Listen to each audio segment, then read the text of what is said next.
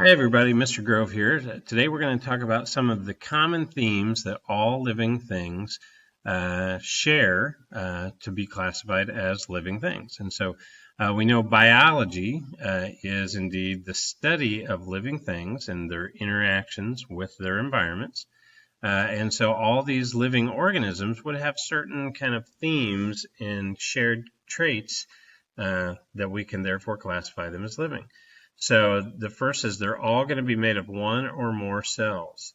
And so whether you are like made of trillions and trillions of cells, or whether you are a single celled, paramecium or protist, you can still be classified as a living thing because all things are made of one or more cells.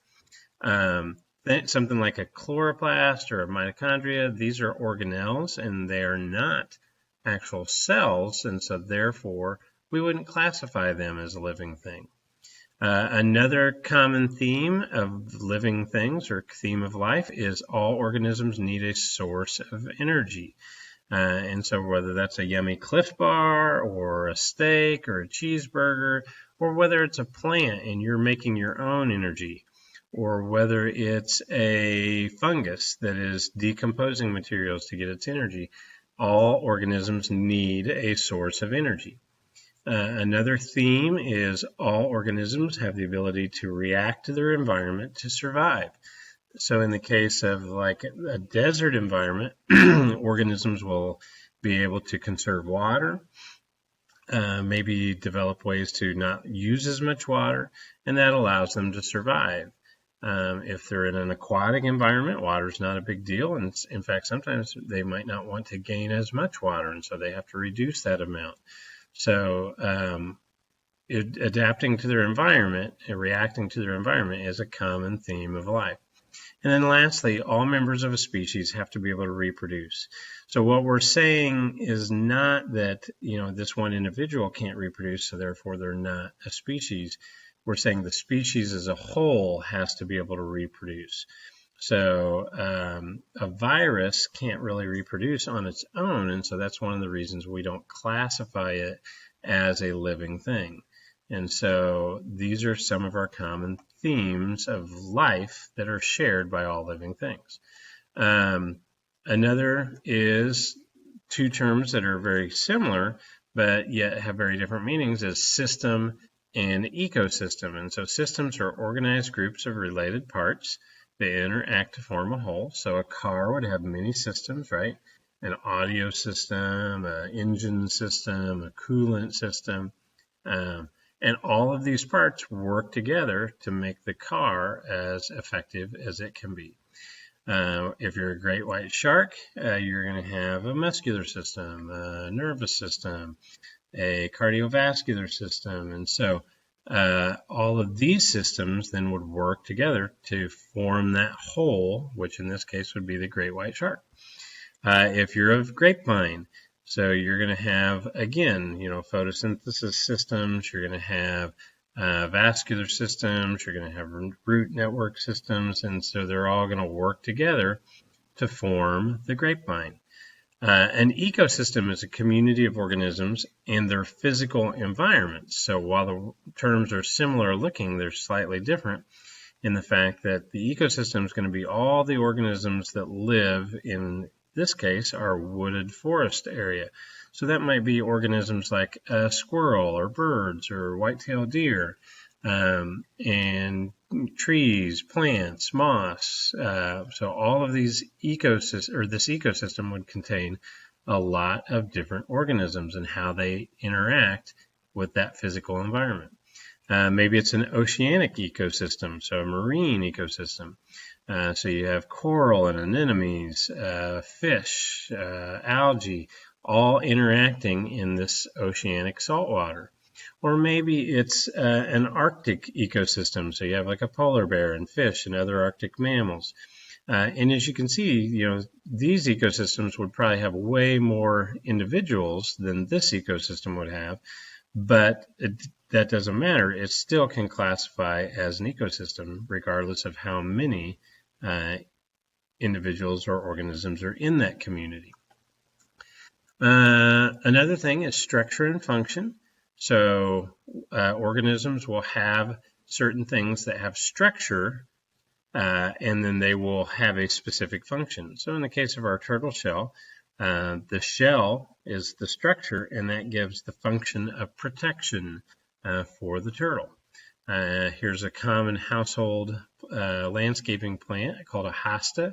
And so it has these big leaves that kind of all go down to a central point. And so when the water hits those leaves, it will roll down to where the root systems are in that center point. And so that the structure of those leaf shapes is going to help with the function of diverting water to the roots. Maybe in the case of blood cells, the structure is these red blood cells that are very small and very smooth shaped, and that function allows them to travel through the body. So the structure being small and smooth, and then the function is they're going to be used for transport of oxygen and nutrients throughout the circulatory system of the body.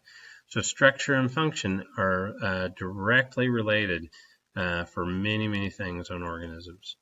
Another thing living organisms do is they maintain homeostasis. And so homeostasis is the resistance to change in one's environment. And so your environment is always trying to change the living organism. So it might be blood sugar, it might be your pH, it might be your temperature.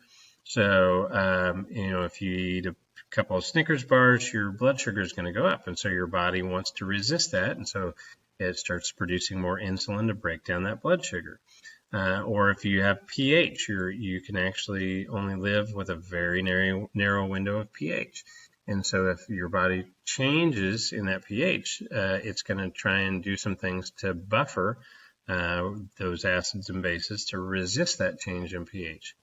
Or temperature, if you start running a fever, then your body starts sweating and chilling to try and reduce that fever. So that way your body can resist that raise in temperature. And so this resisting to try and kind of keep the status quo is called homeostasis. And then lastly, some themes are going to be evolution and the unity and the diversity of life. And so evolution is just when an organism goes through adaptations and changes. And sometimes that's the actual organism, or sometimes that's the whole species. And so we usually kind of think of this guy here, and that's Charles Darwin. He was kind of the one of the people that came up with the theory of evolution through natural selection.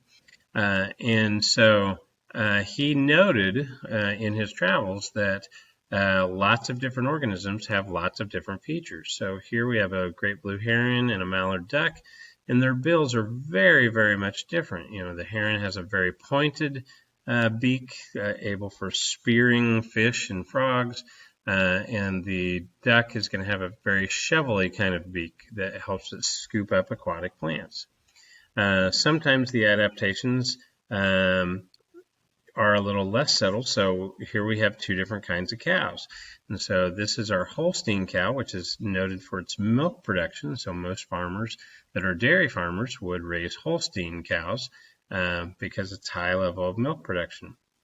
But compared to Angus cattle, which also still make milk, they just don't make as much milk. And so therefore most dairy farmers would not want to use an Angus cow for its milk. But a beef cattle farmer would very much like to use an Angus cow because it has more muscular body, and muscle is basically meat. So very much adaptations. And so this would be kind of more of an artificial selection. So throughout the years, man has genetically selected these different types to get a Holstein cow species and then a Angus cattle species, but those are adaptations. Another type of adaptation is through natural selection. So in this case, nature is going to do the selecting for us. So if we have two different environments, two different natures, so to speak, here we have woodland, here we have snowy Arctic, and if we have a white rabbit, that white rabbit is going to be much more selected to survive in this Arctic ecosystem. If that white rabbit were out here in the woodlands, it would stick out like a sore thumb and probably be an easy catch for a predator. And so nature is selecting for this particular trait of white fur. If it were like dark colored fur or gray fur, then this ecosystem, nature might select for it. So that's evolution. So a change in something, and that's because nature has selected for or against it, or in the case of our cows, sometimes artificially, man selects for or against different species. So these are some themes that are common to all living things, and I hope that was helpful.